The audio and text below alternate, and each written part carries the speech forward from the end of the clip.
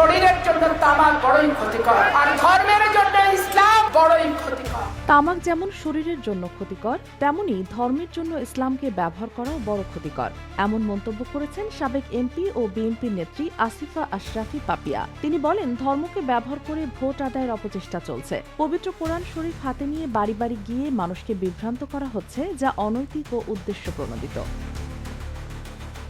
এমন বক্তব্যের পর বিভিন্ন মহলে প্রশ্ন উঠছে, কাকে উদ্দেশ্য করে এসব মন্তব্য করেছেন বিএনপির এই নেত্রী?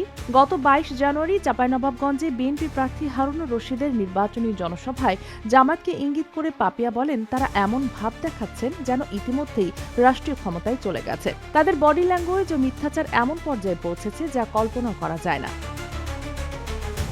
জামাত প্রার্থী নূর ইসলাম বুলবুলকে ইঙ্গিত করে তিনি আরো বলেন, তার কোনো নির্বাচনী ইশতেহার নেই। তার একমাত্র ইশতেহার হলো বিএনপি প্রার্থী হারুন যা বলবে তার বিপরীত কথা বলা। পাপিয়া অভিযোগ করে বলেন, কোরআন শরীফ নিয়ে ছাত্র সংগঠনের কিছু নারী সদস্য বাড়ি বাড়ি গিয়ে দাঁড়িপাল্লা প্রতীকে ভোট চাচ্ছেন। তারা বলছেন ভোট দিলে জান্নাত পাওয়া যাবে, অথচ তারা সঠিকভাবে ওযু করতেও জানে না, এমনকি ধর্মীয় শিক্ষাও নেই। তারা জামায়াত ইসলামীর বেতনভোগী কর্মচারী বলে মন্তব্য করেন তিনি।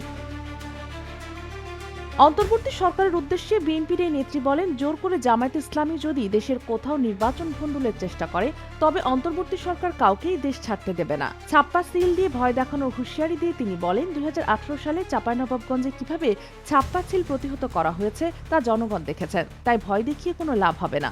জনগণের ভোটের অধিকার জনগণই রক্ষা করবে। Sheikh Masuma, news desk, daily our Bangladesh.